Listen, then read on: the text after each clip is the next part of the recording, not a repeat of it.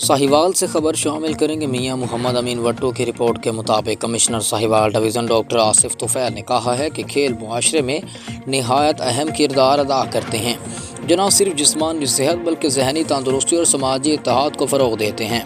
उन्होंने कहा कि खेल नौजवान नस्ल में टीम वर्क, नज़्म ज़ब्त और मस्बत सोच को परवान चढ़ाते हैं।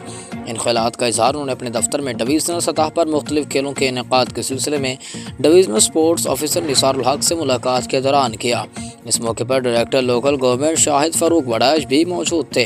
कमिश्नर साहिवाल डिवीज़न ने हिदायत की कि खेलों के फ़रोग़ के लिए तहसील, ज़िला और डिवीज़नल सतह पर कबड्डी, फ़ुटबॉल और एथलेटिक्स के मुकाबले बाकायदगी से मुनक़्क़िद किए जाएँ और इन मुकाबले में नौजवानों को ज़्यादा से ज़्यादा शिरकत को यकीनी भी बनाया जाए। उन्होंने मज़ीद कहा कि खेलें नौजवानों के न सिर्फ जिस्मानी बल्कि ज़हनी नशोनुमा में भी कलीदी किरदार अदा करती हैं और उन्हें मनफी सरगर्मियों से दूर रखने में मददगार साबित होती हैं।